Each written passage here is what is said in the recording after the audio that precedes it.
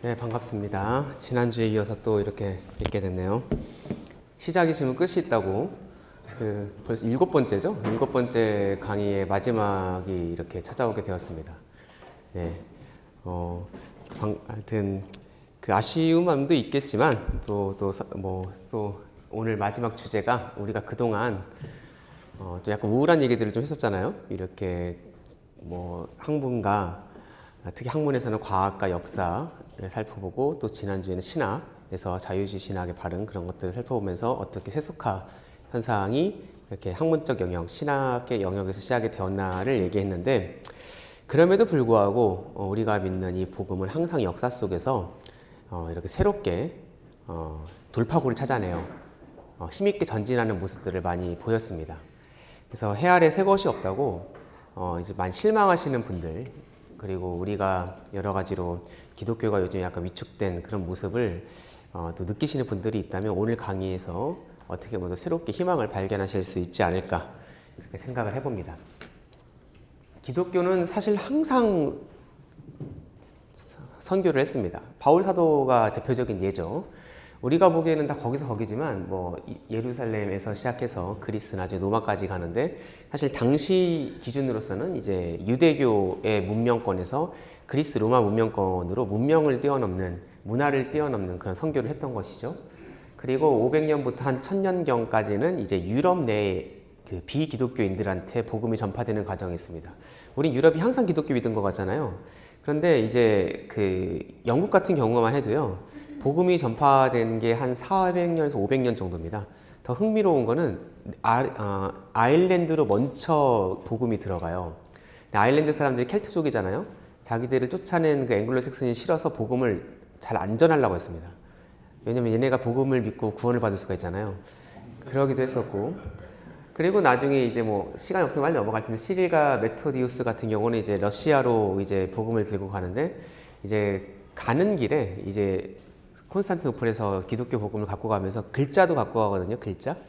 알파벳을 이렇게 쇠로 새겨서 갖고 가는데 알자 같은 경우는 떨어뜨려가지고 거꾸로 됐다는 거예요. 그래서 러시아 문자가 그래서 거꾸로 됐다고 그런 얘기도 있고요.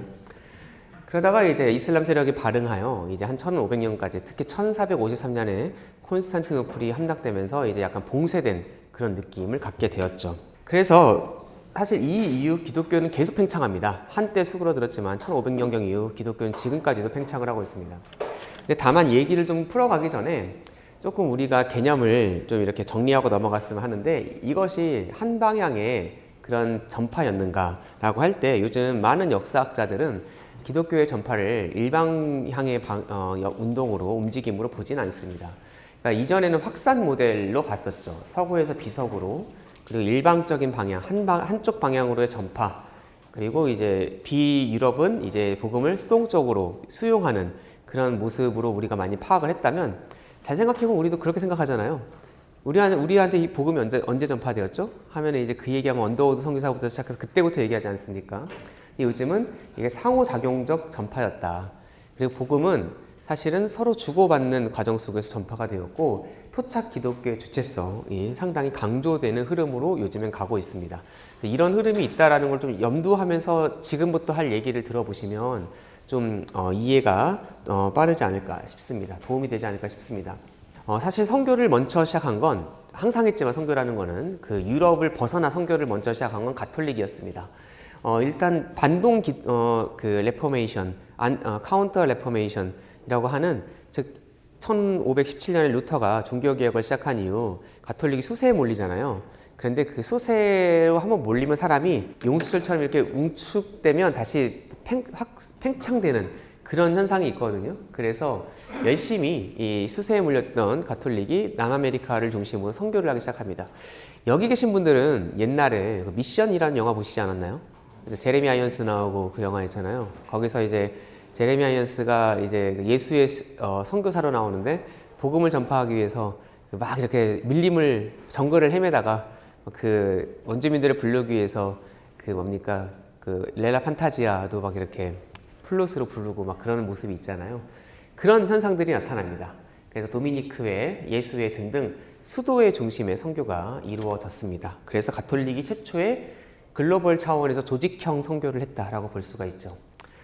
그러다 보니까 이제 자연스럽게 우리가 가는 그곳, 즉 남아메리카, 나중에는 아프리카, 아시아 지역으로 갔더니 그 지역에서 너무나 다른 문명, 문화가 존재하고 있다는 것을 알게 됩니다. 그럼 이 사람들한테 복음을 전파하기 위해서 우리가 그들의 문화를 어느 정도까지 수용해야 될 것인가라는 그 이슈가 제기가 됩니다. 처음에 예수회 지도부 같은 경우는요, 이제 뭐 예수회 아시죠? 한마디로 가톨릭 수도사들 중에서도 좀 빡센 분들이었습니다. 처음에는 되게 교황 중심이고 스스로 교황의 오른손에 들린 칼이라고 얘기할 정도로 되게 교황제를 옹호하고 적극적인 공격적인 선교 방식을 했던 곳이 바로 예수회인데요. 처음에는 이제 복음을 어디서나 똑같이 전파돼야 된다라고 얘기하면서 기독교가 우리가 아는 그 모습 그대로, 예를 들어 라틴어 미사를 한다든가 성직자가 그 모습 그대로 한다든가 그런 걸 추구했지만 점차 현지에 있는 선교사들은 그렇게 해서 복음이 전파가 안 된다. 예를 들어서 하비에르 선교사는 일본에 갔더니 원래 예수의 선교사들은 청빈을 추구해서요, 옷을 일부러 그냥 뭐 이런 말이 그렇잖아요, 거죽대기 같은 거 하나씩 입고 다니고 막 그래요. 그리고 이제 청빈을 추구하니까 뭐 일부러 이렇게 약간 뭐 사회 낮은 계층을 향해서 이제 간단 말이죠. 그렇게 하니까 선교가 안 되는 거예요. 너무 무시해. 일단 거지가 왔나? 그러면서 너무 무시하는 거예요. 그래서 예수의 선교사지만 이제 이 사람이 가서 이제 일본의 다이묘처럼 옷을 입고 다니고 또 이제 그들을 만나기 위해서 돈이 필요하잖아요. 그래서 조직적인 그런 선교 자금을 이렇게 마련을 하게 됩니다. 마테오 리치 같은 경우는 저기 보이시는데 일부러 그 유학자처럼 옷을 입고 다닙니다. 그래야지 여기 전파가 되는 거예요. 그리고 우리도 그렇지만 이제 이들이 사용하는 용어, 하나님을 상제라고 한다든지, 그 뭐 천당, 지옥 이런 것도 사실은 약간 그 다른 종교에서 사용하는 용어였잖아요. 이런 것들을 사용하지 않고서는 기독교 전파가 안 된다라는 보고가 계속 올라옵니다. 그래서 이런 논쟁이 있는 것이죠. 기독교가 새로운 문화 환경 적응 과정에서 변경될 수 있는 그 범위는 어디까지인가? 그래서 결과적으로 이제 우리가 가톨릭 선교를 이어받아 개신교 선교가 이어지게 되는데요. 어쨌든 이런 과정을 통해서 신앙의 내용과 별개로 신앙과 문화의 수용은 별개다라는 생각에 들어가게 돼요. 현지에 있는 사람들의 문화를 선교사들이 수용하는 방향으로 점차 선교의 흐름이 바뀌게 됩니다. 즉 그리스도인이 되기 위해서 서구 문화를 받아들일 필요는 없다라는 인식이 점차 퍼지게 되는 것이었습니다. 그래서 이제 18세기 말 이후 프로테스탄트가 열성적으로 선교를 하게 됩니다. 가톨릭 선교가 프로테스탄트의 종교개혁에 대한 반작용이었던 것처럼 개신교 선교는 우리가 지난 시간까지 배운 계몽주의와 그리고 여러 가지 학문적 영역에서의 세속화에 대한 반작용이었습니다. 그래서 기독교는 항상 활로를 찾는 역사였다고 저는 봐요. 초대교회 때부터 우리는 지금이 되게 우리가 힘들고 어려운 것 같지만 사실 항상 그랬거든요. 언제 그렇게 좋았습니까? 반대로 얘기하면. 그러나 이제 거기서도 항상 새로운 활로를 개척하고 또 새로운 또 승리의 방법을 찾는 게 기독교 역사였다고 생각을 해요. 그래서 일단 대각성 운동이라는 게 범대서양권에서 있었죠.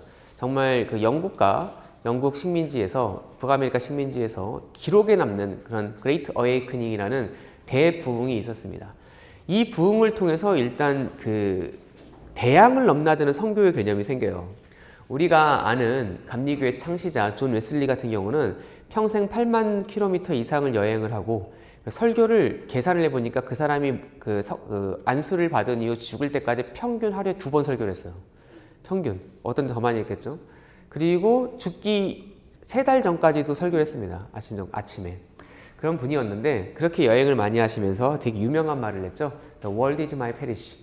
페리시가 이제 교구라는 건데 전 세계가 나의 교구다. 그러니까 우리가 전 세계적으로 다니면서 복음을 전파해야 된다라고 그렇게 얘기를 했었죠.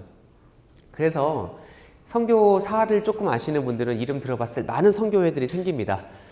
SPG라고 이제 되게 유명한 영국의 국교회 선교 단체인데요. 1701년부터 본격적으로 타 문명권 선교를 시작을 하고 대선교의 시대가 열리면서 이제 성직자를 넘어서 평신도가 이제 선교의 주축으로 이렇게 서게 됩니다.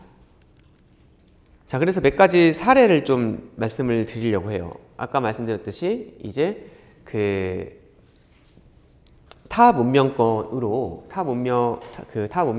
그리고 아까 제가 토착 기독교의 전통 요즘 많이 중시한다. 그리고 이제 방금 말씀드린 것처럼 이제 평신도의 참여가 되게 중요하다라고 말씀드렸는데 이런 대표적인 사례가 바로 인도입니다. 뭐 아까 제가 오다 보니까 이제 온누리교회 곳곳에 그런 문구가 써 있더라고요. 선교는 교회의 심장입니다. 되게 멋있는 말이었어요. 그래서 뭔가 가슴이 울렸는데 온누리교회는 정말 선교 많이 하는 교회잖아요. 그래서 이제 정말 많이도 여기 단기 선교 한 번 정도는 다 다녀오셨을 거라고 믿고 인도도 아마 갔다 오신 분이 있을지 모르겠는데 조금 역사적인 맥락에서 이 선교가 우리는 그냥 다니고 있지만 어떻게 이 선교라는 것이 타 문명권으로 진행이 됐는지 한번 볼 필요는 있습니다. 전승에 따르면요, 그 사도 도마가 인도로 갔다고 그래요. 인도로 갔다. 52년경에 도마가 남인도에 기독교를 전파했다라고 얘기를 하는데 전승이라 다 믿을 수는 없습니다. 역사적 기록이 있는 건 아니니까요. 왜냐하면 예를 들어서 뭐 전승에 따르면 혹시 여기 그 스페인에 산티아고 순례길 다녀오신 분 있으실까요? 그게 원래는 야고보 사도가 거기까지 가서 복음을 전파했다는 거예요. 근데 그럴 리가 없거든요. 왜냐하면 예루살렘에서 돌아가셨기 때문에. 그래서 그런 게 되게 많습니다. 유럽에는 다 믿으면 안 되고요. 그 영국에서는 왕이 대관식 할 때 스쿤의 돌이라는 거에 앉아서 대관식을 해요. 그게 전승에 따르면 야곱이 도망칠 때 베고 잤던 그 돌베개라는 거예요. 그러니까 이제 그런 게 너무 많기 때문에 다 믿을 수는 없습니다. 그렇지만 이제 저런 얘기가 나왔다는 건 생각보다 초기에 아마도 초대교회 때, 아니 속사도라고 얘기하죠. 우리가 아는 사도들의 제자들 시대 정도에 저 인도로 기독교가 전파된 것 같습니다. 그래서 이런 사람들이 성 토마스 크리스찬이라고 얘기를 해요. 그러니까 저 전승이 있어요. 저 때부터 전파된 기독교를 지금도 믿고 계시는 분들이 있어요. 한 400만 명 정도 봅니다. 그리고 이제 그 시리아 아시죠? 한참 내전하고 있는 그 시리아 쪽에 있는 정교회에서 이제 핍박을 받으니까 이제 인도로 한 8세기, 9세기에 시리아 정교회 신도들이 많이 이민을 하는데 그때 시리아 정교회가 전파가 됩니다. 그래서 현재 400만 명 넘는 신도들이 있어요. 그래서 선교사 이전의 선교 역사가 있습니다. 서양이 도달하기 전에 그 기독교 전파의 역사가 있습니다. 이것이 좀 우리한테 시사하는 바가 있죠. 그러다가 이제 하비에르 선교사가 도착을 하는데 이 하비에르라는 사람이 곳곳에 나와요. 중국, 일본, 인도 다 나오거든요. 왜냐면 세 군데를 다 갑니다. 마지막에 이제 그 중국에서 돌아가시는데요. 이 하비에르가 고아에 도착을 했고, 그리고 이분 같은 경우는 적극적으로 현지 문화를 수용합니다. 안 그러면 이제 복음 전파가 안 되는 거예요. 그래서 1599년에 이제 디암페르라는 지역에서 시노드, 종교회의가 열리는데 포르투갈 선교사들이 여기 왔더니 자기들이 아는 거와 너무 다른 기독교인 거예요. 그러니까 예를 들어서 이제 그렇잖아. 여기에 약간 고립된 상태에서 1000년 넘는 시간 동안 기독교가 있어 왔던 거잖아요. 그러니까 유럽에서 온 그 가톨릭 선교사가 왔을 때 예배 방식이라든가 아니면 여러 가지 형식, 리추얼 그런 거 다를 뿐 아니라 이제 복음의 내용도 좀 다르다라고 느낀 거죠. 그래서 이거를 로마 가톨릭화하라고 했습니다. 그래서 엄청난 현지인들의 반발이 있었어요. 솔직히 여러분 그 역사로 따지면 이쪽이 더 오래된지도 몰라요. 그렇죠? 가톨릭은 그렇게 보지 않겠지만 역사를 따지면 이쪽이 더 오래됐죠. 우리가 정교회를 영어로 옥소도스라고 얘기하는데 옥소도스가 원조 그런 뜻이거든요. 우리가 원조 주물럭 뭐 그런 거 있잖아요. 그러니까 옥소도스 주물럭 그런 건데 그렇게 그런 거죠. 영어로 따지면 가톨릭은 캐톨릭 이제 유니버셜이라는 뜻이에요. 전 세계 보편적인 교회가 하나 있다, 자기들이다라는 거고 아니다, 동방기독교 우리가 정통이다. 이렇게 서로 얘기하는 거죠. 좋은 말은 다 갖다 붙였는데요. 그래서 이걸 로마 가톨릭화라고 그러자 무슨 소리냐? 우리가 더 역사와 전통이 깊다라고 하면서 반발을 합니다. 그래서 인도 기독교 공동체가 분열이 돼요. 이런 것들이 보여주는 건 뭐냐면 서구 선교사 중심의 서사들에 대한 많은 발레들이 있다는 겁니다. 그래서 우리가 이제 선교사를 바라볼 때 그 이전의 역사에 많이 초점을 맞출 필요가 분명히 있습니다. 그러다가 이제 가톨릭이 그런 것 같아요. 이렇게 얼어붙어 있는 그 얼음의 표면을 이렇게 깨는 역할을 했다면 그걸 이제 확실히 이제 드릴로 파고 들어가서 복음을 전파하는 역할을 이제 프로테스탄트 선교사들이 했죠. 사실 프로테스탄트 하면 이때 떠오르는 국가가 영국, 네덜란드, 또 독일 북부 그런 지역이거든요. 당시로서는. 근데 이런 지역들은 기본적으로 상업국가입니다. 그래서 선교에 그렇게 열성이 있지 않았어요. 심지어 영국은 이제 엘리자베스 1세 여왕이 죽을 때쯤에 동인도 회사라는 게 만들어지는데요. 이 동인도 회사는 회사예요, 회사. 그리고 인도가, 우리가 항상 인도가 영국 식민지였다 그러는데 1857년까지 동인도 회사 거였습니다. 그러니까 회사가 인도를 다스리고 있었어요. 회사는 이익을 추구하지 않습니까? 그래서 불필요한 마찰을 일으킬까봐 1813년까지 선교를 금지했어요. 개신교 국가가 다스리는 지역인데도 선교를 금지했습니다. 이거를 불법화한 게, 선교를 못하게 하는 걸 불법화한 게 바로 윌버포스였습니다. 윌버포스가 동인도에서 인가장과 선교 허용 문제를 연결시켜요. 클레펀파가 여기 개입을 해서 결국 1813년에 이제 선교를 허락하게 만듭니다. 이때 활약했던 사람이 바로 이제 그 윌리엄 캐리였어요. 그러니까 우리가 조금 생각을 달리해야 되는 게 대양 선교라는 개념도 없던 시절입니다. 그러니까 이제 뭐 아까 말했지만 좀 성각자들, 웨슬리 같은 사람은 이제 세계가 한 교구다라고 얘기를 했지만 생각을 해보세요. 바울도 유럽 가는데 꽤 시간 걸렸어요. 그렇잖아요. 아시아에서 있다가 그 꿈에 나타나가지고 마게도냐 사람이 나타나서 우리에게 오라니가 가잖아요. 그러니까 시간과 심리적 장벽이 있는 거예요. 바울도 얼마나 오래 걸린지 생각을 해보시고, 그래서 이 캐리가, 이 사람 원래 구두수송공이었습니다. 되게 불우한 환경에서 자란 사람이었고 구두수송공이었는데, 그 제임스 쿡이라는 그 영국의 탐험가가 있어요. 이 사람이 뭐 온갖 데 다 발견하죠. 뉴질랜드도 발견하고 호주도 발견하고 그러는 사람인데, 제임스 쿡의 항해기를 읽다가 거기서 이런 대목을 발견을 해요. 아무도 그들에게 기독교를 전해주려고 하지 않는다. 거기에는 명예도 유익도 뒤따르지 않기 때문이다. 라는 그 원주민에 대해서 기독교가 전파되지 않는다는 제임스 쿡의 기록을 보고 가슴이 뜁니다. 그래서 내가 가겠다. 내가 가야겠다라고 생각을 해요.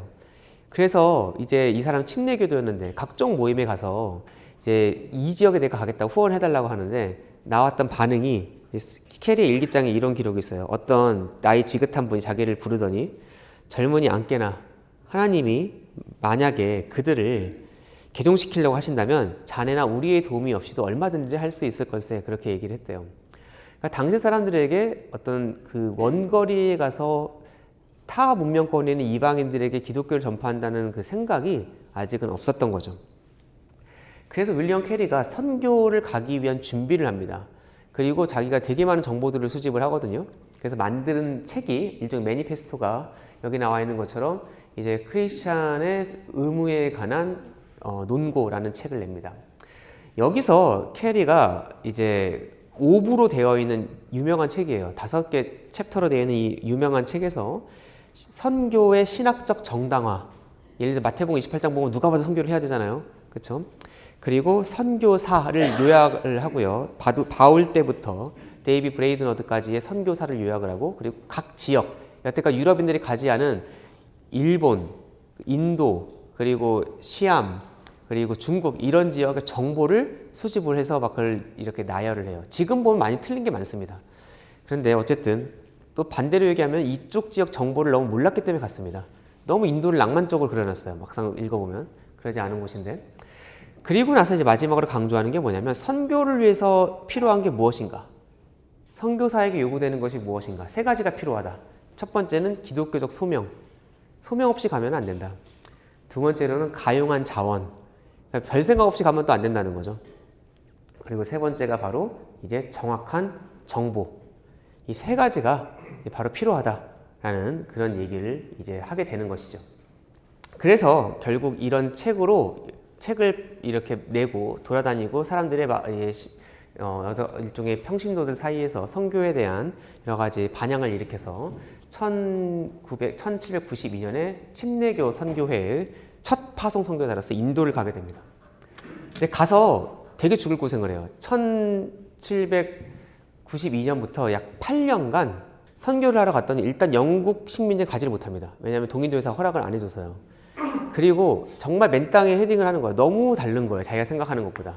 자기가 생각하는 것보다 너무 다르고, 그리고 이제 그곳에는 카스트 제도라든가 아니 이제 인도인들의 범신론적인 생각, 그런 것들 적응을 못합니다. 그래서 8년간 열심히 노력을 하는데 특히 어려웠던 게 무엇이었냐면 자기 아내였어요. 캐리의 아내는 평생 자기 마을도 떠나보지 않은 사람이었어요. 그런데 이제 인도를 가자고 하니까 나중에 따라오긴 하지만 인도에 와서 결국은 이제 출산을 해요. 네 번째를 출산하는데 얼마나 어려웠겠어요. 그런데 거기서 이제 우울증에 걸립니다. 그래서 아내 때문에 상당히 고생하는 시기를 겪고요. 그리고 현지인들의 그 적대감, 그리고 문화에 적응하지 못하는 면, 그런 것들을 겪어서 8년 동안 회심자를 단 한 명도, 신도를 한 명도 얻지 못합니다. 그래서 이제 뭐 돌아갈 생각도 했겠죠. 그런데 이렇게 8년간 온갖 고생을 하면서 결국 이제 우리가 흔히 근대 선교의 방법이라고 얘기하는 것들을 어떻게 보면은 맨 땅의 헤딩으로 이렇게 스스로 개발을 하게 돼요. 그래서 일단 이분이 고생함으로 말미암아 이제 우리가 근대 선교 모델을 이렇게 형성을 하게 되는 거죠. 일단 팀 사역을 하게 됩니다. 너무나 먼 곳에서 혼자 각계 전투를 하니까 이게 안 되는 거예요. 그래서 캐리 말고 다른 선교사들을 부릅니다. 그래서 워드나 머시먼 같은 사람들이 같이 그 선교를 했었고요. 세람푸르라는 지역에 선교를 했었고, 또 그 너무나 거리가 멀잖아요. 그래서 전적으로 선교회에만 의지해서는 선교가 되지를 않는 거예요. 그래서 자비랑 선교라는 개념을 갖고 옵니다. 사실 바울이 하는 걸 보고 영감을 얻은 거죠. 텐트 메이커를 해야겠다는 생각을 하게 되는 거죠. 그래서 여긴 너무나 멀기 때문에 적어도 정말 어느 정도 자치적인 그런 선교의 재정적인 독립이 있어야 된다. 그래서 농장의 지배인으로 취직을 해서 꽤 돈을 많이 법니다. 그래서 여기서 번 돈으로 이제 선교를 하게 되고요. 그리고 현지인의 필요에 맞는 선교를 해야겠다는 생각을 하게 됩니다. 그래서 그 자기가 나중에 세람푸르 대학이라는 걸 세우거든요. 그래서 여기서 지금도 있는 대학인데 현지인 선교사들을 양성하는 그런 과정. 그리고 인도인들한테 필요한 게 뭔가? 인도인들이 서양 문물에 관심이 꽤 많았어요. 이들에게 영어와 여러 가지 기술을 전파하는 그런 학교를 만들어 줍니다. 그리고 이제 현지인들이 읽을 성경의 번역이 되게 중요하다는 걸 알게 됩니다. 지금도 성경 번역만 전문으로 하는 그런 선교회들이 있잖아요. 그래서 어떻게 보면 캐리가 그 시초라고 얘기할 수가 있겠죠. 벤카로, 산스크리트어, 버마어, 중국어 등등 44개의 언어와 방언으로 성경을 번역하는데 되게 어려운 일이었어요. 솔직히 여러분 그 인도 글자 보시면 글자인지 이게 문양인지 막 되게 헷갈릴 때가 있잖아요. 특히나 이거를 이제 활자로 인쇄를 해야 되는데 영어 같은 24개의 알파벳 시스템이 아니에요. 그러니까 되게 어려웠습니다. 알파벳 시스템이 아니어서 활자 만드는 것도 되게 돈을 많이 쓰고, 특히나 이제 1812년에 세람포르에 있는 선교 기지에서 대화재가 일어납니다. 그래서 여기서 수년의 시간을 들였던 번역 자료, 희귀본, 그리고 성경 번역본을 소실합니다. 지금 같으면은 우리가 어디 어디 외장 하드에 저장을 해놨겠지만 당시에는 그런 게 없었잖아요. 그래서 이제 상당히 고생을 했지만 이런 것들을 딛고 일어났죠. 그리고 마지막으로 사회적 악습 철폐와 복음 전파가 같이 가야 된다는 생각을 하게 됩니다. 즉 사회 제도와 분위기의 변화가 없이 이제 기독교 전파가 안 되는 것이죠. 그래서 첫 번째 그 회심자가 팔이라는 사람이거든요. 팔이라는 사람이 이제 수드라 계층인데 브라만과 결혼을 하려고 했어요. 브라만 계층과. 그랬더니 이제 막 난리가 나는 거예요. 현지에서 카스트를 뛰어넘은 결혼. 이때 이제 캐리가 이런 사회적 제도적 변화가 없이는 복음이 전파가 안 된다라는 생각을 하게 돼서 이제 카스트 제도에 반대하고요. 영아 제사라든가 수티라고 당시 영국인들이 정말 경악을 했던 그런 건데 이제 미망인들을 산채로 불을 태우는 거죠. 그래서 이런 수티라는 이런 그 순장 같은 거죠. 사실 더 순장보다 안 좋은 게 우리나라도 이제 답사를 제가 사학과에 있으니까 다니거든요. 가을에도 가고 봄에도 가는데요. 이제 원삼국 시대 우리가 흔히 말하는 그때 유적들을 보면 마한, 진앙 그런 거 유적을 보면 순장 유적이 꽤 나와요. 근데 보면 일단 산채로 매장하는 경우는 없고요. 다 죽인 다음에 늡니다. 가서 죽어서도 섬기라는 거죠. 저 같으면 생각해보면 거기서 굳이 섬길까 싶긴 해요. 그렇죠? 죽였는데 나를. 어쨌든 그래서 그런 유적들이 있어요. 죽여서 넣는데 이거는 산채로 이렇게 불을 태우는 그런 뭐라고 해야 됩니까? 하여튼 악습이 있었던 거죠. 이런 것들에 대해서 반대하고 이렇게 저항하는 운동을 했었습니다. 그래서 1818년까지 600명의 세례자를 이렇게 양상하게 돼요. 그러니까 정말 그 8년 동안의 그 녹지 않은 동토를 캐는 그런 심정으로 인도 땅을 두들렸잖아요. 근데 이제 그 기간 동안 캐리가 몸으로 익힌 선교의 방식이 결국은 열매를 맺어서 600명의 세례를 받았는데 지금은 1,500만 명의 그런 그 크리스찬들이 지금 인도에 존재하죠. 1,500만 하면 되게 많지만 인도 인구에서는 뭐 한 3%도 안 됩니다. 어쨌든 이런 열매가 맺히고 있습니다. 그래서 윌리엄 캐리를 우리가 흔히 근대 선교의 아버지라고 얘기를 합니다. 그러니까 뭐 수식어가 그래요. 그래서 그 선교의 양상이 계속 바뀌어 왔습니다. 예를 들어서 바울 사도를 생각을 해보시면 이제 근방에서 선교를 했죠, 그렇죠? 자기가 사는 그 지역에서 가까운 곳으로 뭐 소아시아에서 주로 활동을 했잖아요. 나중에 잡혀서 로마까지 가지만. 그리고 바울은 일종의 전업 선교사였죠. 텐트 메이커라고 얘기하지만 가끔 한 거잖아요. 보통은 이제 선교를 다녔죠. 그리고 장기 사역을 했었고 자비랑 중심 사역을 했었고. 그런데 이제 오랫동안 선교는 결국 근처에서 전업 선교사가 된 거였어요. 그런데 이제 이 근대에 이르러 대항해 시대, 유럽의 팽창에 이르러 이제 대양을 건너 해외로 가서 전업 선교사가 장기로, 그리고 중요한 거는 이제 여기 자비랑이라는 개념이 더해져서 타 문화, 타 언어 선교로 가게 되는 이 과정, 한마디 약간의 도약이 있습니다. 그 립이 있는데 이 립을 한 사람이 누구였냐면 바로 이제 캐리였다라고 얘기할 수가 있죠. 특히 캐리는 직업 전문 선교의 방향까지 가요. 그래서 해외에 가서 직업과 선교를 같이 하는 그런 모습을 보여주었죠. 그리고 자비와 후원을 같이 했고 직업을 통한 접근. 이 사람은 인도에서는 교수였거든요. 그래서 이런 새로운 양상의 선교. 우리가 지금도 생각하면 성경 떠오르는 게 이런 거잖아요. 이런 근대적인 선교 방식을 어떻게 확립한 사람이 윌리엄 캐리였다라고 우리가 흔히 평가를 합니다. 지금은 이제 요즘에 뭐 요즘도 아니죠. 벌써 한 10년, 20년 넘은 것 같은데 디아스포라 선교로 많이 가죠. 구호가 그거예요. 내가 사는 곳에서 선교를. 무슨 얘기냐면 이제 곳곳에 여러분 그런 거 느끼지 않아요? 한국에 외국인 진짜 많잖아요, 요즘에. 저도 학교에 가면은 이제 외국인들이 너무 많이 앉아 있어요. 그래서 상당히 신경도 쓰이고 그러는데 멀리 갈 거 없이 내가 사는 이곳에 전 세계에서 사람들이 옵니다. 그래서 그들에게 정말 옛날에 그래서 중장기 선교를 했는데 내가 사는 곳에서 아주 그 순간순간에 나의 시간을 활용하여 나의 생활 속에서 복음을 전하는 그런 양상으로 이제 바뀌고 있죠. 그래서 중요한 거는 기독교는 복음의 내용은 언제나 동일하지만 그거를 전파하는 방식, 이거 그 문화 영역이잖아요. 거기서는 항상 시대에 맞춰서 자기의 모습을 변화시켜 왔다는 걸 우리가 알 수 있습니다. 제가 매번 느끼는 거지만 항상 생각보다 진도를 좀 빨리 나가서 너무 잘 들으셔가지고. 그래서 그리고 특히 캐리 이후 국가 지원 선교에서 이제 선교 협회가 선교의 주체가 됩니다. 예를 들어서 SPG 같은 경우는 영국 국교의 선교 단체였어요. 그러니까 결국 국가가 돈을 주는 거거든요. 그리고 이제 덴마크도 국교회가 있기 때문에 거기 국교회 선교사들이 많이 와 있었습니다. 캐리 이후 이제 민간인이 만든 선교 단체, 지금 수없이 많은 선교 단체가 있지 않습니까? 그들이 와서 선교를 하고 지금도 우리 가끔씩 선교 헌금 내잖아요. 그리고 선교사님들 와가지고 막 이렇게 열성적으로 말씀하시면 우리도 감동해서 또 이제 헌금도 드리고 하지 않습니까? 그래서 국가의 지원 대신 일반 대중에게 선교를 호소하는 그런 양상으로 이제 19세기 이르러 바뀌게 되고 평신도 주도 타 문명 선교가 본격적으로 시작된 게 바로 19세기였습니다. 자, 이제 중국 얘기로 가보죠. 중국도 아주 긴 역사가 있습니다. 일단 당나라 시대에 적어도 경교가 전파되어 있었어요. 경교가 뭐냐면 이제 우리가 초대 교회 시절에 기독교 교리가 이제 그 성립되는 때 크게 두 가지 이슈가 있었습니다.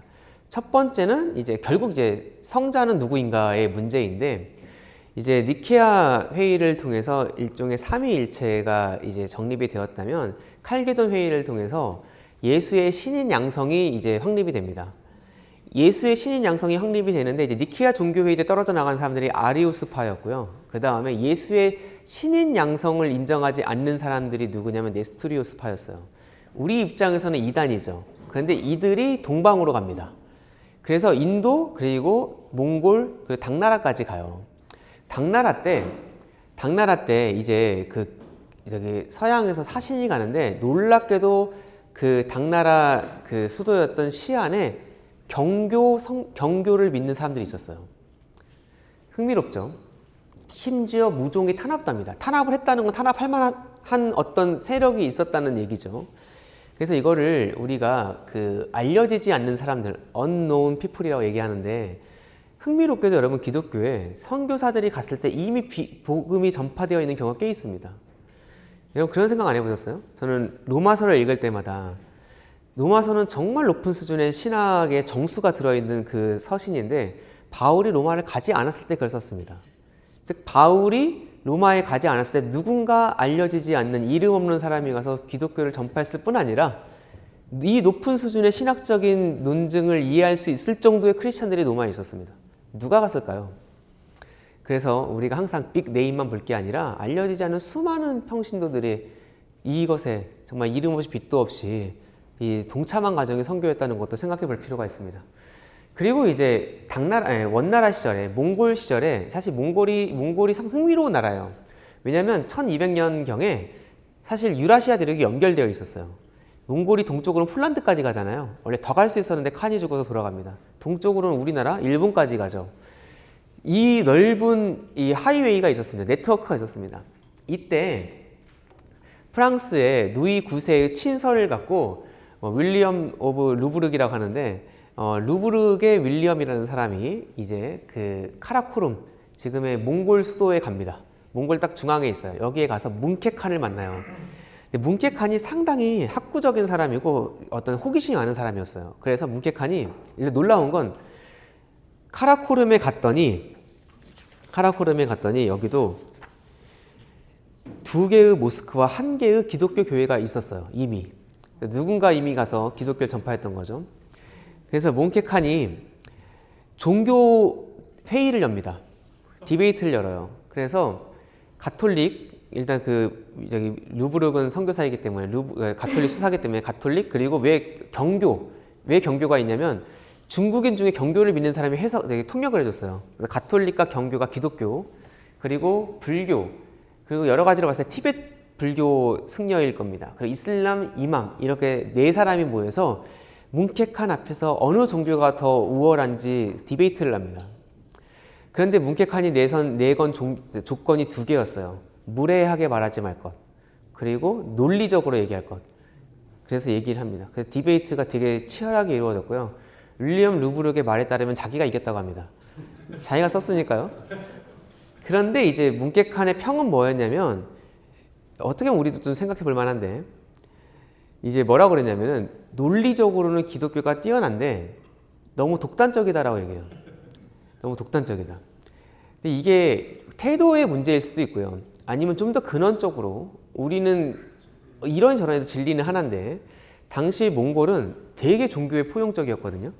그래서 종교 다원주의적인 세계관과의 충돌이 있었다라고도 볼 수 있을 것 같습니다. 그리고 이제 몬테코르비노의 지오바니가 코빌라이 칸에게 교황의 친서를 전달했고 이때 가톨릭이 공인돼서 이미 1307년에 대도 베이징에 주교가 있었습니다. 그래서 다시 한번 말씀드리지만 서양 이전의 선교 역사가 존재하는 것이죠. 그리고 아까 말했던 하비에르가 광둥성에 왔다가 이제 여기서 죽고요. 그 다음에 마테오 리치가 도착하죠. 마테오 리치는 그 세계사 교과서에 등장하는 사람입니다. 천주시리라는 그 책을 썼죠. 그 천주시리가 이따 설명하겠지만 조선에 들어옵니다. 조선에 들어와서 많은 우리나라 유학자, 실학자에게 영향을 주었고요. 강희제가 가톨릭을 공인해서 이미 1700년대 초에 30만의 신도가 있었습니다. 그러다가 이제 제사 문제 때문에 우리도 나중에 이슈가 되는데요. 제사 문제 때문에 그 가톨릭 선교사들이 교황청에 물어봐요. 그랬더니 이거를 이제 그 많은 회칙이 내려오거든요. 이 문제로 이제 옹정제가 선교사를 추방하게 되고 나중에 개항을 할 때까지 중국에는 서양 선교사가 이제 쫓겨나서 존재하지 않게 돼요. 그런데도 이 100년이 넘는 기간 동안 중국에 지하교회가 존재했습니다. 흥미로운 게 지금도 중국에 지하교회가 있지만 그게 처음은 아닌 거예요. 그리고 이제 백년교도에 난 이후 일종의 사문난적으로 물려서 가톨릭 기독교 박해가 더 심해졌었습니다. 그러다가 역설적으로 기독교의 문이 열린 게 무엇이었냐면은 바로 이제 아편 전쟁이었어요.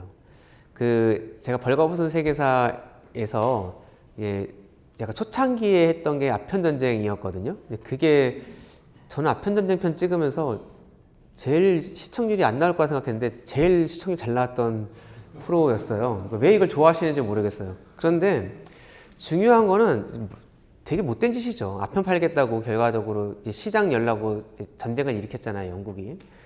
흥미로운 게 여러분, 영국이 1833년에 윌버포스 같은 사람이 활약해서 노예 제도를 없애요. 노예 해방을 하기 위해서 제가 지난번 강의 때 말씀드렸듯이 2천만 파운드를 씁니다. 2천만 파운드가 영국 1년 영제국 예산의 40%였고요. 그리고 2천만 파운드를 들여서 노예를 해방하는데 노예를 사서 풀어준 거예요. 이때 발행한 국채를 2016년에 다 갚습니다. 그러니까 엄청나게 재산을 정말 도덕적인 행위를 하기 위해서 영국 정부가 돈을 썼잖아요. 그 나라가 8년이 지나고 전쟁을 일으켜요. 아편을 팔겠다고. 그래서 참 우리가 생각해 볼 만한 대목입니다. 그리고 여기서 이제 전쟁에서 영국이 압도적인 승리를 거두고 결국 난징 조약을 통해서 중국의 문을 열게 되죠. 그래서 이때 홍콩도 넘어가고 이제 중국이 해안가를 열게 되는데 이때 되게 중요하게 영국으로 대표되는 서양이 요구했던 게 중국 내 선교를 할 수 있는 권리였습니다. 선교사 주재 권리, 선교사 특별 보호 조항이 생겼고요. 그래서 중국에서 이게 기독교가 서구 제국주의와 이렇게 연결되는 그런 이미지가 생긴 계기도 되었죠. 또 비슷한 시기에 태평천국의 난이라는 게 있었습니다. 그게 그냥 일반적인 반란치고는 꽤 성공했어요. 저기 보이는 저 초록색 영역을 다스렸고 10년 이상 가거든요. 여기서 이게 뭡니까? 태평천국의 난을 일으킨 사람이 홍수전인데 홍수전이 꿈에서 이 사람의 과거를 되게 많이 떨어져요. 과거 시험을 준비했는데 10년 이상 떨어집니다. 우리 옛날에 고시가 있던 시절에 고시 떨어져서 막 이렇게 오랫동안 방황하시던 분들처럼 이 친구도 그랬던 거예요. 시름시름 앓던 차의 꿈에 어떤 산신령이 나타납니다. 산신령이 나타나서 내가 이제 상제다. 그리고 너는 예수의 형제다. 그렇게 얘기를 했다는 거예요. 그래서 꿈에서 깨어서 자기가 몰랐었는데 예수의 형제였어. 그래서 배상제회라는 걸 만들어요. 배상제. 상제가 하나님이고 상제를 월십하는 그런 회를 만듭니다. 이 배상제가 난을 일으키고 만든 나라가 태평천국이었어요. 일종의 기독교 이단인데요. 꽤 성공을 거둡니다. 그리고 기독교를 표방해요. 결국 태평천국의 난이 이제 표방했기 때문에 기독교를 표방했기 때문에 막 공자 사당 같은 거 없애버리고 제사 못 드리게 하고 막 그렇게 했거든요. 그래서 태평천국에 대한 혐오가 결국 기독교와 연결이 됩니다. 그래서 이런 사건들 때문에 중국에서는 기독교 전파가 지금도 좀 어려운 면이 있습니다. 문화적으로. 그러다가 이제 문호가 개방되고 전도가 확대되면서 이제 1890년대에 이르면 가톨릭 선교사, 프로테스탄트 선교사가 합쳐서 2,000명 가까이 중국에 주재하게 되었고요. 중요한 건 이 과정에서 중국인들의 역할이 되게 중요했다는 겁니다. 일단 100년 넘는 시간 동안 중국인들이 교회를 지켰습니다. 그리고 1805년에 이르면 이미 중국인 선교사가 상당수가 존재를 하게 됩니다. 그리고 이제 중국의 근대화 과정에서 되게 중요한 역할을 했죠. 대표적으로 순원 같은 사람은 기독교인이었습니다. 장제스도 기독교를 받아들였습니다. 우리도 개학의 지식인들이 기독교인 경우가 많았던 것처럼 이제 개화, 근대화가 기독교와 연결되는 새로운 양상이 나타나게 되었습니다. 저는 이제 저희 아버지가 6남매의 막내세요. 돌아가셨지만. 그리고 제가 또 막내거든요. 사촌들이 보이면 저와 제일 넘버원 사촌 누나가 나이가 20살이 넘어요. 근데 이제 그 누나가 저한테 해준 얘기가 되게 흥미로웠어요. 그러니까 저는 친할아버지를 못 봤어요. 제가 태어나자마자 돌아가셨대요. 근데 친할아버지가 그러니까 일제시대에 사신 거 아닙니까? 조선 말부터 일제시대에 사신 분인데 이제 본인은 되게 유학에 정통하신 분이고 시골에서 이렇게 일종의 유학자 역할도 하시고 서당도 하시고 그런 분이었대요. 꽤 유학에 조예가 깊은 분이었대요. 그런데 어렸을 때 그 할아버지께서 자식들한테는 자기가 기억난다는 거예요. 자식들한테는 교회에 가라고 그랬대요. 세상이 바뀌고 있다. 세상이 바뀌고 있고 이제 새로운 세기에 너희가 살아남으려면 기독교를 믿어라. 그런 얘기를 하셨대요. 그래서 할아버지 덕분에 저도 이렇게 이 자리에 서 있게 됐는지도 모르겠는데요. 기독교가 근대화, 개화 이거와 연결되는 그런 지점이 생겼던 것이죠. 일본 얘기를 해보겠습니다. 일본에도 꽤 일찍 기독교가 전파가 되고요. 적어도 1549년 아까 말했던 하비에르 선교사에 의해서 일본에 기독교가 전파됩니다. 이 사람은 이제 아까 말씀드렸듯이 갔더니 이제 막 예수의 선교사 복장으로 기독교가 전파가 안 되는 거예요. 그래서 이제 다이묘 같은 옷을 입고 다니고 그리고 이제 상당히 이제 청빈과는 거리가 먼 그런 모습으로 선교를 했습니다.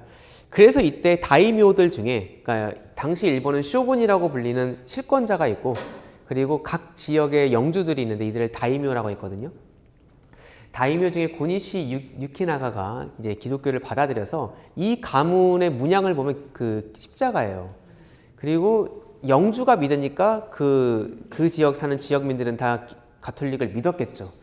그런데 아시다시피 고니시 유키나가가 이제 임진왜란때 선봉에 섰던 사람이에요. 그래서 이제 이 사람 때문에 최초로 가톨릭 선교사가 임진왜란 때 이제 부산에 상륙을 합니다. 그런데 토요토미 히데요시는 이제 전국을 통일한 사람이었잖아요. 일본도 전국 시대가 있었는데 다이묘들이 서양 문물을 각자 독자적으로 수입하는 것을 되게 꺼려했어요. 얘네가 특히 서양 문물이라 하면 선교사만 오는 게 아니에요. 선교사가 여러 가지 서양 문물을 갖고 오는데 그 중에 하나 중요하게 들어왔던 게 바로 조총이었죠. 포르투갈 선교사들이 조총을 갖고 옵니다. 그래서 알다시피 전국 시대 때 조총 갖고 서로 싸워요. 조총 갖고 서로 싸우고 우리가 임진왜란 때 이 일본인들이 갖고 왔던 조총 때문에 꽤 고전을 하잖아요. 이걸 포르투갈 선교사들이 갖다 주었던 것이죠. 그래서 다이면들의 서양 문물 수용을 억제합니다. 그리고 이제 임진왜란이 끝나고 도쿠가와 이에야스가 이제 막부를 세웁니다. 그래서 약 300년 정도 일본을 다스리는데요. 250년 정도. 이때 이제 히데요시와 비슷하게 다이묘들의 독자적인 행동을 언금을 하는데 이때 연관되어서 금지했던 게 바로 기독교를 믿는 것이었습니다. 이때 아주 극심한 박해를 합니다. 혹시 여러분 책으로도 나왔고 영화로도 나왔는데 엔도 슈샤크의 침묵이라는 그 소설 그리고 이제 소설이자 영화로도 나왔죠. 한 몇 년 전에 그걸 보셨을 것 같습니다. 저도 어렸을 때 그 초등학교 3, 4학년 때인데 아버지 책장에 그 침묵이 있었어요. 엔도 슈샤크가. 그래서 읽어본 적이 있었는데 되게 충격을 받았거든요. 그런데 거기서 그 기독교인들을 고문하는 방법이 장난이 아니에요. 그래서 배경이 뭐냐면 2명의 가톨릭 선교사가 젊은 선교사들이 자기의 스승 선교사가 일본에서 배교를 했다는 소식을 듣습니다. 그래서 이제 그럴 리가 없다. 이것이 어떻게 된 건지 한번 알아보자 해서 몰래 잠입을 해요. 그런데 이제 온갖 그 잔혹한 그 고문을 당하면서 크리스천들이 믿음을 지키고 있는 거예요. 그 끝판왕이 뭐였냐면 이제 맨 마지막에 결국 이 주인공 선교사가 이제 뭘 당하냐면 사람을 거꾸로 매달아놔요. 그리고 귀에 면도칼로 칼 같은 걸 이렇게 피가 한 방울씩 떨어지게 상처를 냅니다. 거꾸로 매달아서. 그러면 피가 한 방울씩 떨어져 가지고 일주일 동안 고생을 하다 죽어요.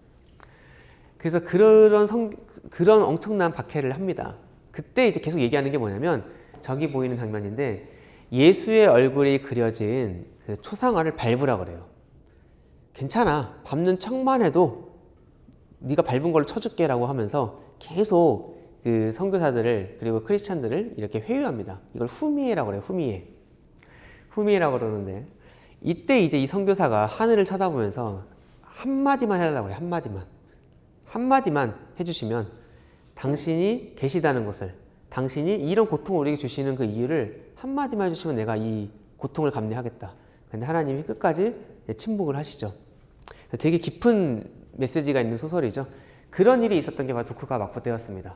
그래서 너무나 박해가 극심하여 일본에서는 크리스찬이 사라졌다고 생각을 했어요. 그런데 흥미롭게도 1859년에 즉 이제 페리 제독의 1854년에 이제 미국의 페리 제독의 도쿄만에 도착을 해서 결국 한포 외교를 통해 일본의 문을 열죠. 그래서 1859년에 가톨릭 선교사가 복귀를 하는데요. 놀라운 것은 이제 나가사키에 가서 이제 선교 활동을 하는데 어떤 사람이 와서 막 이렇게 설명을 하는데 그 얘기를 들어보니 놀랍게도 이 200년이 넘는 기간 동안 몰래 숨어서 믿음을 지킨 사람들이 있었던 겁니다. 이 사람들을 이제 우리가 이제 카쿠레 키리스탄이라고 얘기하죠. 히든 크리스찬이라고 얘기를 하죠. 들어보셨을지 모르겠습니다. 그래서 이제 1873년에 메이지 유신을 통해서 반기독교 조치가 철폐되면서 남아에 있었던 14,000명의 크리스찬들이 가톨릭 교회로 복귀를 합니다. 놀라운 건 이들이 예를 들어서 좀 어떻게 하는지 보여드릴게요. 그러니까 성직자는 이미 떠났어요. 선교사 다 죽고 떠나버렸고 자기들끼리 몰래 들여서 예배를 드리는데 이제 구전으로만 종교를 유지하는 겁니다. 왜냐면 성경책 같은 거 갖고 있으면 다 죽으니까요. 그래서 구전으로만 종교가 유지가 되는데 탄압을 피하기 위해서 다른 종교로 위장을 해요. 그래서 불상을 만드는데 잘 보면은 관음사항인데 성모이고 여기에 이제 자기들이 아직 기억한 라틴어 몇 마디 적어놓고 그리고 이제 기억은 안 나지만 옛날에 선교사들이 이제 기도문을 읊었던 게 기억이 나는 거예요. 라틴어 기도문. 그거를 연불처럼 이제 계속 외웁니다. 물론 이제 발음을 외국인 선교사가 라틴어로 한 그 얘기를 일본인이 이해를 한 발음이니까 되게 이상하겠죠. 하지만 그게 나름의 자기들의 신앙심의 표현이었던 거예요. 그리고 성경 내용도 구전이 됩니다. 성경이 없으니까 옛날에 들었던 거를 자기 자식에게 그 자식에게 계속 그 얘기를 전파를 해줘요. 그래서 상당히 정확히 말하면 좀 왜곡된 내용들이 많이 들어가 있습니다. 그래서 이제 뭐 최초의 인류가 뭐 형제들끼리 결혼을 해서 뭐 그 전파가 된 것처럼 얘기하고 이게 일본 신화와 연결도 되고 그런 식으로 왜곡도 되지만 사실은 이걸 우리가 이들의 이런 형태를 이단이다 라고 과연 우리가 쉽게 얘기를 할 수가 있을까 라는 생각도 저는 해봅니다. 이들이 어떻게 믿음을 지켜왔는지도 우리가 한번은 봐야 되는 것이죠. 그런데 다시 가톨릭 신부들이 와서 가톨릭 교회로 복귀를 하라고 했을 때 이 믿어온 바가 다른 거예요. 그래서 복귀를 안 한 사람들이 있습니다. 지금도 남아있어요. 이들이. 아까 2만 명이라고 그랬는데 14,000명 정도가 복귀하고 6,000명 정도는 그들이 갖고 왔던 신앙을 지금도 고수를 하고 있어요. 그래서 인류학적으로 되게 중요하고 재밌는 케이스라 연구가 많이 되는 그런 일입니다. 그런 사례였습니다. 마지막으로 한국 얘기를 좀 해보죠. 아직 확립된 학설은 아닌데요. 통일신라 때 기독교가 들어왔다는 설이 계속 주장되고 있습니다. 계속 주장이 되고 있고요. 그리고 이제 최근에 교황청의 그 문서고에서 이제 교황 요한 22세가 고려의 충숙 왕에게 썼다는 편지가 발견이 돼요.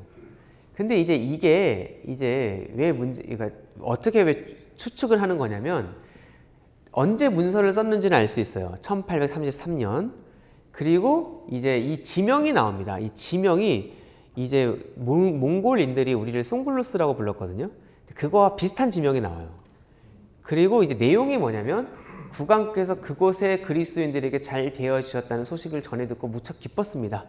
라고 얘기를 하는 거예요. 그래서 이거를 이 시대에 송글루스와 비슷한 지명을 가진 지역이 한국이고 그 시대의 왕이 충수광이었거든요. 그래서 이게 교황이 충수광에게 보낸 친서인가라는 거를 지금도 연구를 하고 있습니다. 그러니까 이거는 약간 고고학적인 연구가 좀 필요해요. 그리고 이게 맞다면 고려 안에 이제 기독교인이 있을 수 있죠. 그런데 이게 아예 가능성이 없진 않은 게요. 아까 말했던 윌리엄 니부르기 아마도 고려 사신을 만났을 겁니다. 왜냐하면 리부르기 남긴 여러 가지 기록들을 보면 아까 말씀드렸듯이 코리아에 해당되는 한국에 해당되는 지명의 사신들을 만난 기록이 있어요. 그래서 만났을 확률이 꽤 높습니다. 그리고 서양 선교사들이 몽골 시절에 한국까지 왔는지는 모르겠지만 분명 접촉은 있었습니다. 그래서 이럴 가능성을 배제할 수는 없고 아직 이게 연구 중이다. 교황청 문서고는 일종의 학문적 보고예요. 워낙 이제 감추는 게 많아서 그래서 이제 연구가 조금 더 필요한 부분이고 확실히 남아있는 기록은 이제 임진왜란 때 군희 씨와 함께 세르페테스 신부가 포르투갈 신부가 이제 부산에 온 적이 있었죠. 제가 아까 요즘에 선교의 역사를 설명할 때 이제 일방적으로 서양 선교사에 의한 복음 전파가 아니라 토착 기독교 공동체의 역할을 중시하는 방향으로 요즘에 흐름이 있다라고 얘기를 했는데 대표적인 사례가 우리나라입니다. 이미 명나라 청나라 시절 때 우리나라 사신들이 가잖아요. 정기적으로 동지사가 가요. 동지 때쯤에 이제 중국에 가서 한 6개월 정도 머뭅니다. 가는 거리가 있기 때문에. 그래서 이때 많이 가죠. 뭐 박지원도 가고 막 이제 여러 사람들이 가는데요. 이때 북경에 와 있는 외국인 선교사들을 자연스럽게 만납니다. 뭐 이건 기록이 되게 많습니다. 그리고 이제 주로 이제 남인 계열의 실학자들이 이 외국인들을 만나고 특히 천주시리를 받아들이게 되면서 이거를 서쪽 학문으로 받아들이게 됩니다. 왜냐하면 남인이 이제 숙종 때 실각을 하거든요. 그래서 일종의 야당이에요. 그러니까 야당은 기본적으로 할 일이 별로 없잖아요. 그러니까 뭐 노론은 계속 집권당이니까 국정을 운영해야 되고 야당은 별로 할 일이 없으니까 학문하는 겁니다. 그래서 이제 일종의 남인 계열에서 실학자들이 많이 나오죠. 서학을 받아들이고 이들이 천주학 연구회를 만들어요. 그러니까 정말 순수하게 학문으로서 접근을 했던 겁니다. 그리고 당시 우리나라 왕이 정조였는데 아시다시피 정조는 매우 학구열이 뛰어난 분이었기 때문에 천주교에 대해서 대충 알았어요. 이게 순수히 학문이 아니라는 것도 알고 있었지만 한마디로 눈 감아줍니다. 왜냐면 이게 유교 사회에서는 유교 빼고 다 사문난적이잖아요. 그런데 이제 눈 감아줘요. 그래서 천주학 연구회가 있었고 그러다가 천주학 연구회 멤버였던 이승훈이 이 사람이 이제 중국의 사신단의 일원으로 중국에 가서 여기서 북경에서 최초의 세례를 받았죠. 최초의 세례인이었고 돌아와서 이제 역관이었던 김범우라는 사람, 이 사람의 집에 최초의 교회를 만듭니다. 근데 이 김범우가 어디 살았냐면 명례방에 살았어요. 명례방이 바로 명동입니다. 그래서 이제 역관 김범우가 또 나중에 1년 후에 고문당해서 죽거든요. 그래서 최초의 순교자가 되어서 그의 집에 나중에 서양 선교사들이 와서 성당을 세울 때 어디서 세우냐면 바로 그의 집에다 성당을 세웁니다. 그게 바로 명동 성당이에요. 그러다가 이제 1791년에 이제 더 이상 이제 정조가 묵과하지 못하는 일이 생기는데 그게 바로 천주교도였던 윤치충 권상현이 신주를 불태운 사건이 있습니다. 이거는 근데 유교 국가에서는 용납할 수가 없는 거예요. 그래서 정조는 아시다시피 꽤 유연한 사람이었죠. 통치도 되게 유연하게 했고 학구적인 그런 추구도 있는 사람이었지만 유교 국가에서 신주를 불태운다. 우리가 뭐 신주단지 모신다, 신주단지 모시듯이 한다라는 말이 지금도 있는 것처럼 정말 그 당시 사람들에게는 뭐 있을 수 없는 일인 거죠. 그래서 이제 신의 박해가 시작이 됩니다. 그래서 중요한 거는 이미 1780년대 한국에는 천주교회가 있었어요.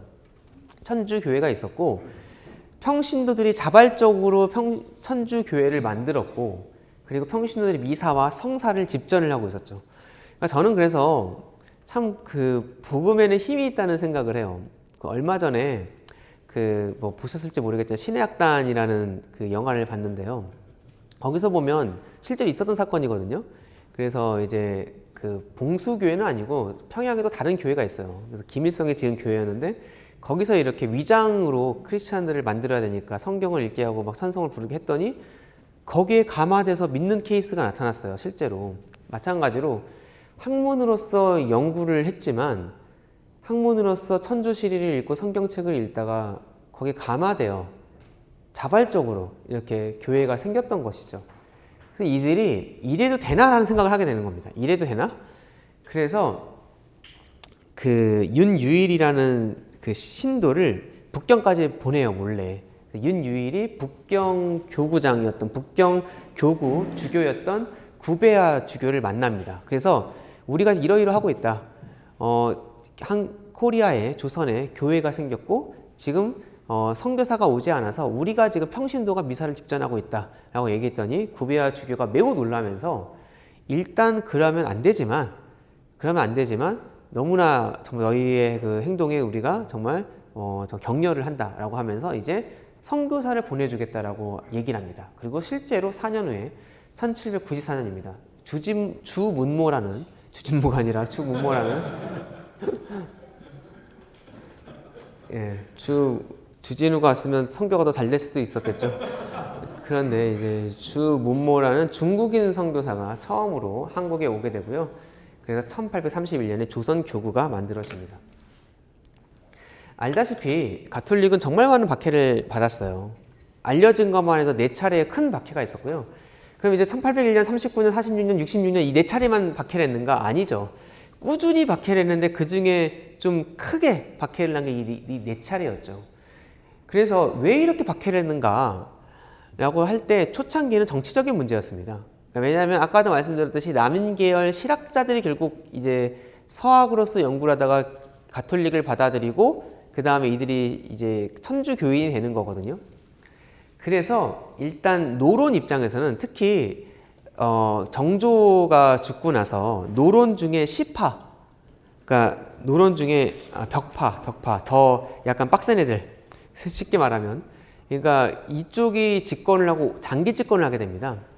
그러니까 우리가 유교하면 하나 같지만 그 안에도 조금 더 이제 원리주의적인 성향이 있는 거예요. 정말 사문난적으로서 사문난적이라는 그 핑계를 삼아 남인계열을 정치에서 몰아낼 수가 있었던 거죠. 처음에는 이렇게 되는데 이게 점차 외세에 대한 적개심으로 번집니다. 특히 박해가 심해지니까 황사영이라는 사람이 이제 그 백서 사건을 일으키는데 백서가 흰 비단이었어요. 흰 비단에 이제 비단을 수출한다고 한 거죠. 근데 알려보니까 펴보면 거기에 이제 그 편지가 있었던 거예요. 그 편지가 뭐였냐면 북경에 있는 선교사들한테 보낸 편지였는데 한국에서 가톨릭 박해가 너무나 심하니 도와달라. 도와주는 방법으로 지금 성직자가 없으니까 선교사를 보내달라와 더불어 군대를 동원해. 그러니까 유럽인들의 나라에 얘기해서 군대를 동원해서 우리를 해방시켜달라고 얘기합니다. 이게 발각이 돼요. 이거를 그러니까 조선 정부 입장에서는 단순히 종교인들의 어떤 행위가 아니라 외국 군대를 끌어들이려는, 특히나 당시는 누굽니까? 이 흥선대원군이 척합이 세우고 세국정책 할 때잖아요. 그러니까 이건 있을 수가 없는 일이었습니다. 그래서 이제 외세에 대한 적개심으로 이 문제가 전환이 되었죠. 그래서 엄청난 박해가 있었고, 알다시피 그 지금도 절두산이라는 곳이 있잖아요. 양화진 옆에 있는 절두산에서 말 그대로 정말 저기가 원래 그 벚꽃이 많이 피는 그런 지역이라고 하는데 저기서 사람의 목이 꽃처럼 떨어졌다라는 표현이 있죠. 그래서 1882년에 이제 우리도 이제 고종이 정권을 잡고 결국 그 외국인들을 받아들이게 되면서 이제 종교의 자유가 생기게 되는데요. 그때까지 정말 수많은 크리스찬들이 죽었습니다. 어느 정도의 가톨릭 신도들이 죽었는가라고 봤을 때 최소 8,000명에서 많게는 2만 명 정도를 봅니다. 근데 이제 좀 그런 생각을 해봤어요. 도대체 뭘 믿고 복음을 지켰을까? 그런 생각 해보신 적 없어요? 그러니까 뭘 믿었을까? 제가 아는 선배 중에 기억나시나요? 제가 지난번에 얘기했던 그 선배인데 밤에 돌아다니다가 교회에 앉았다가 이렇게 복음을 받아들이게 된 그분이 4대째인가 5대째인가 가톨릭이었어요. 원래 집안은. 그리고 자기 증존지 고존지 할머니가 정말 몰래 해안가에 숨어온 프랑스 선교사를 숨겨뒀대요. 그런 분이셨어요. 그런데 생각을 해보면 도대체 이역만리에서 온 서양 선교사가 이렇게 막 손짓발짓해서 전파한 그 복음을 믿고 목숨까지 버렸던 거죠. 절두산에 가보시면 선교사들 이름이 있는데 이름이 뭐 꽃분이, 말순이, 막순이 뭐 이런 사람들입니다. 그래서 정말 뭐라고 해야 됩니까? 순전한 기독교의 힘이 있는 것 같아요. 저는 그런 생각도 해보거든요. 초대 기독교인들은 뭘 믿고 자기의 목숨을 바쳤을까? 아직 기독교 교리도 정립되지 않았던 시기였잖아요. 그래서 참 복음에는 힘이 있다는 생각을 조금 해보게 됩니다. 그래서 이 1881년에 신앙의 자유를 허용했을 때 이미 12,500명 정도의 신도가 있었습니다. 병인 박해보다 40%가 더 는 그런 수치였죠. 그래서 터툴리안이 얘기했죠. 터툴리안이라는 1세기의 교부가 그런 말을 했죠. 순교자의 피는 교회의 씨앗이다 라는 것처럼 피가 흘려질수록 교회는 더 성장을 하게 됩니다. 이제 그리고 조금 뒤늦게 이제 개신교 선교사들이 오게 되고요. 최초의 선교사는 기출라프입니다. 이 사람은 이제 그 인도네시아에서 중국으로 가다가 이제 지금의 충청남도 보령에 잠깐 정박을 하게 되고 한 2달 정도 머물면서 2주 정도 머물면서 한문 성경 그리고 전도 문서를 배포했고 그 현지인들과 얘기하면서 주기도문을 한글로 번역한 적이 있었습니다. 그리고 이제 우리가 잘 아는 토마스 선교사님이 있죠. 이분은 웨일즈 출신이고요. 웨일즈에서 1800년대 초반에 여러 차례 부흥 운동이 있었습니다. 그래서 이제 선교의 마음을 품고 이제 중국에 왔고 처음에 중국 선교사로 있다가 여기서 조선에 대한 소문을 듣게 됩니다. 특히 당시는 한참 세국 정책이 활발하던 시절이라 더욱더 그곳에 가려고 마음을 먹고요. 우리는 한번 오자마자 죽은 걸로 생각하는데 원래 그 이전에 1865년에 황해도와 평안도에 몰래 잔입을 해서 서해안에서 이렇게 전도 활동을 했었습니다. 그러다가 중국으로 한번 갔다가 이제 되게 가기가 어려웠어요. 세국 정책으로. 그때 미국 상선 제너럴 셔모노가 조선으로 간다는 얘기를 듣고 통역으로 탑승을 합니다. 그리고 제너럴 셔모노가 아시다시피 평양에서 자초를 하게 되자 평양 군민들이 제너럴 셔모노를 불태우고 거기 있는 선원들을 다 죽였죠. 그때 이제 토마스 선교사님이 이제 여기서 사형장으로 끌려가면서 이제 그 자기가 갖고 있던 한문 성경을 그 형리한테 주었는데 그 형리가 박충권이라는 사람이었고 박충권은 나중에 평양교회 장로가 되죠. 그리고 당시 평양 그 감사는 아니고 그 밑에 있었던 문주사 역할을 했던 박영식이 이 한문 성경책을 압수를 하거든요. 그런데 성경책이니까 종이잖아요. 종이치고 종이는 일단 재질이 좋잖아요. 여러분 기억나실지 모르겠는데요. 제가 어렸을 때 할머니 집에 놀러 갔는데 시골집이었어요. 신문지로 이렇게 벽지를 발라놓은 걸 본 적이 있어요. 옛날에 그랬거든요. 그래서 종이가 질이 좋으니까 이 한문 성경을 자기 집에 벽지로 써요. 그런데 이제 이 집이 나중에 이제 널다리 교회가 되었죠. 그러다가 이제 한국어로 성경이 번역됩니다.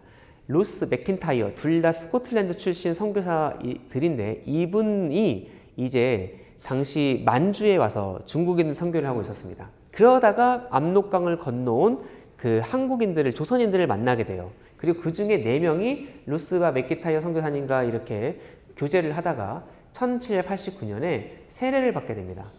그리고 이제 이들이 살고 있는 그 민족에게 복음을 전파해야겠다고 생각을 해서 성경 번역을 시작을 하고요. 그래서 1878년에 마가복음, 요한복음이 번역이 됩니다. 흥미로운 건 대부분의 성경은 마가복음부터 번역이 돼요. 왜 그럴까요? 제일 짧아서. 그렇죠? 그 복음서 중에 제일 짧아요. 그래서 마가복음부터 번역이 되고요. 그리고 이제 1879년에 신약 번역이 완성되어서 완성이고 책으로 나오는 것도 다른 문제잖아요. 그래서 1887년에 예수 성교 전서, 지금의 신약 성경이 처음으로 나옵니다.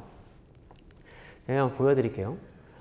이제 1882년에 그러니까 조금 최초의 성경이 이제 활자화된 거죠. 몇 년 후에 중국 심양에서 이렇게 중국 심양의 문강서원이라는 곳이 출판사였나 봐요. 여기서 초창기 성경은 다 여기서 나오거든요.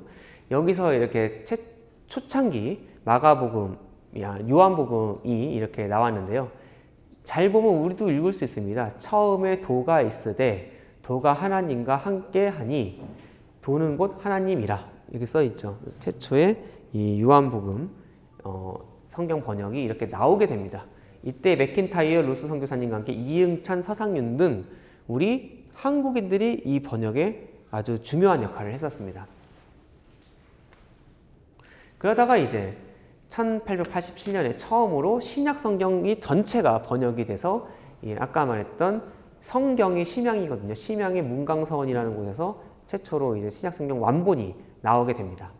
보시면 아브라함의 자손 다윗의 후예 예수 그리스도의 족보라. 우리가 지금도 읽을 수가 있죠. 자, 그리고 이제 그래서 성경책이 이미 활자로 돼서 인쇄가 되고 있잖아요. 그래서 흥미롭게도 여러분 성경책을 파는 사람들이 있었습니다. 이들을 권서인 또는 매서인이라고 그랬어요. 책을 권하거나 책을 파는 사람들. 그래서 이미 서양 선교사가 오기 전에 서북 방면, 이제 평안도 지역에는 성경책이 꽤 퍼져 있는 상황이었습니다. 그래서 알다시피 원래 한국 기독교가 초창기에는 이 평안도가 되게 셌잖아요. 저도 어렸을 때 평북로에 소속인 교회를 다녔었거든요. 되게 이해가 안 됐어요. 어떻게 평북로회라는 게 있지? 그랬었는데 이때부터 해방 이후에는 상당히 이쪽에 출신 목사님들이 한국교회에서 중요한 역할을 했었습니다. 자, 그리고 이제 비슷한 시기에 남쪽에서도 복음이 전파됩니다. 바로 이제 이수정이라는 사람인데요.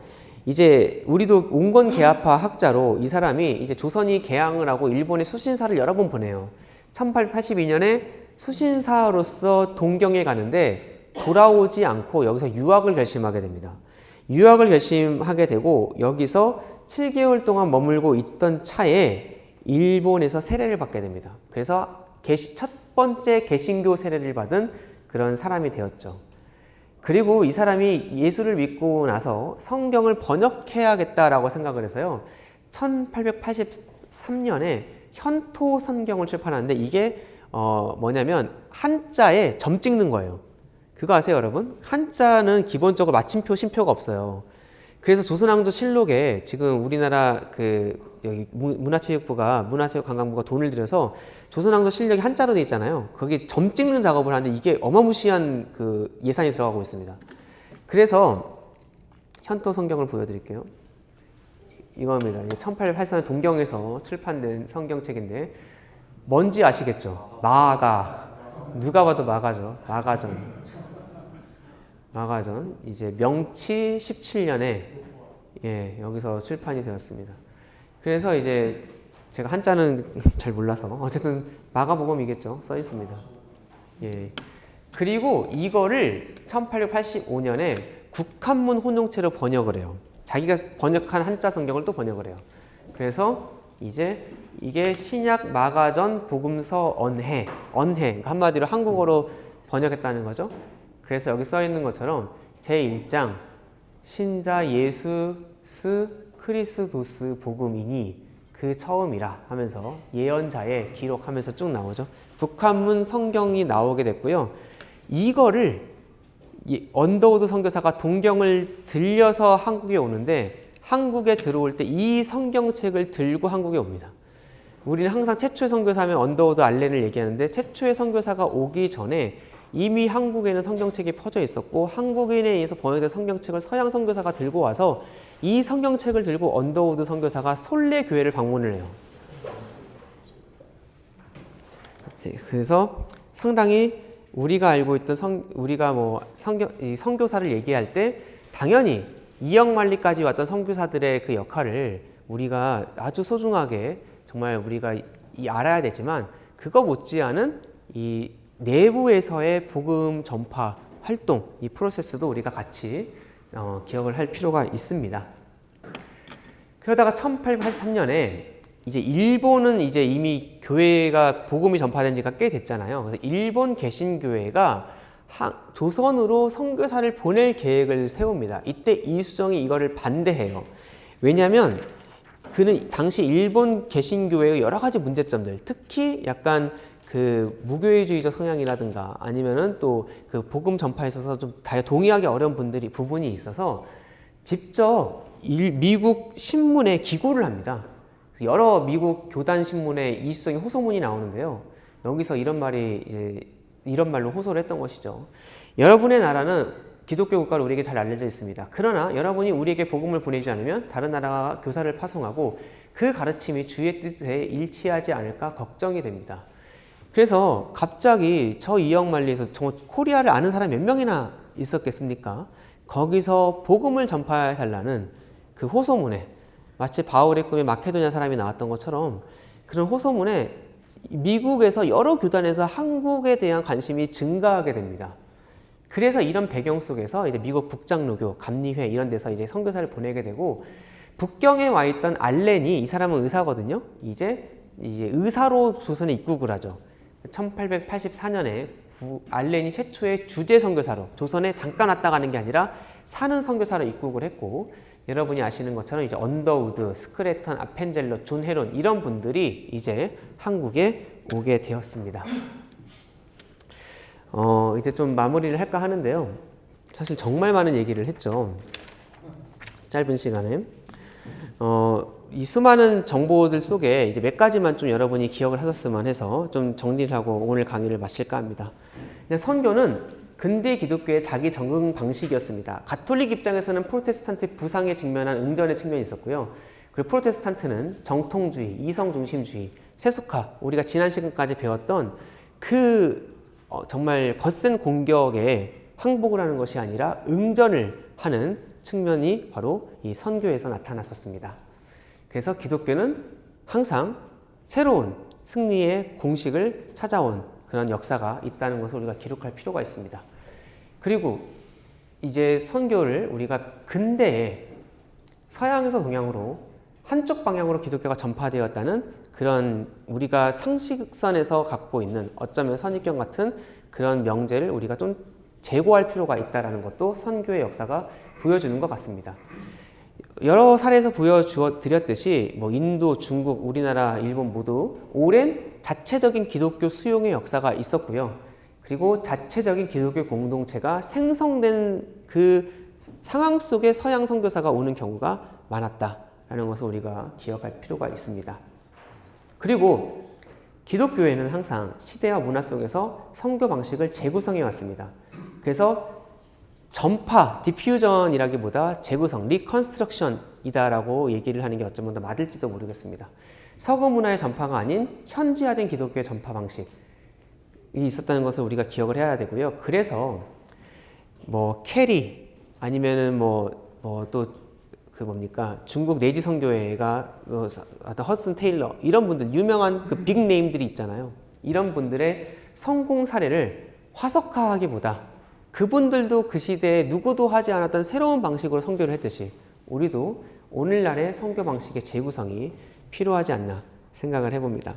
제가 지난주에 이 강의를 마치고 이제 혹시 아실지 모르겠는데 한국 리더십 학교라고 있습니다. 그 옛날에 고대 이장로 교수님이 이제 시작을 하셔서 지금은 장신대 임성빈 총장님이 하시고 계신데 한 20년 가까운 역사가 있어요. 고대에서 계속 주말마다 모여서 다음 세대 우리 친구들이 기독교 정말 그 일꾼으로서 인재로서 성장을 하는 그런 귀한 프로그램인데요. 제가 매년 가서 강의를 하거든요.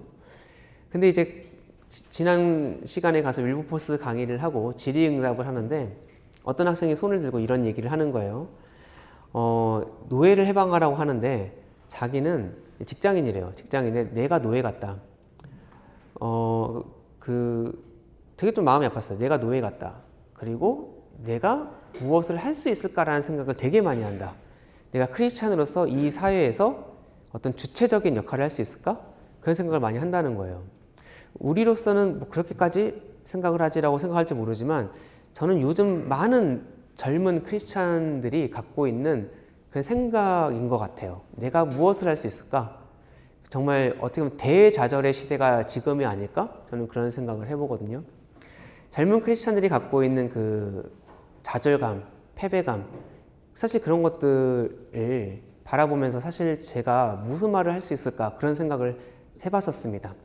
그때 제가 뭐 그 형제에게 했던 말이 답이 될지는 모르겠지만 그런 크리스찬 공동체가 갖고 있었던 절망감, 패배감이 기독교 역사의 한 면을 이룬다면 그럼에도 불구하고 계속된 승리의 역사가 있다. 계속된 담대한 그런 도전의 역사가 크리스찬의 그 기독교사에 있다. 그리고 어느 역사에 동참하는지는 바로 형제의 선택인 것 같다. 정말 기도하면서 노력하면서 지금의 절망을 딛고 일어나서 우리의 믿음의 선배들이 그랬듯이 다시 한번 승리하는 기독교의 모습을 같이 만들어 가자. 저는 그런 말씀을 드렸습니다. 여러분께 오늘 마지막 시간인데 드리고 싶은 말씀은 정말 이제 7번의 강의를 이렇게 그냥 지식으로 남겨버린다면 사실은 제가 이렇게 대구에서 올라와서 하룻밤 자고 이렇게 얘기하는 의미가 없을 것 같아요. 정말 여기서 들은 이 역사와 여기서 수많이 들은 수많은 이 얘기들을 여러분이 다음 세대에게 희망을 주고 승리하는 기독교, 마틴 로이드 존스 목사님이 얘기했던 승리하는 기독교에 동참하는 그 역사를 새롭게 만들어 가자고 다음 세대에게 말할 수 있는 그런 재료로 제가 했던 강의가 사용되었으면 좋겠습니다. 네, 지금까지 들어주셔서 감사합니다.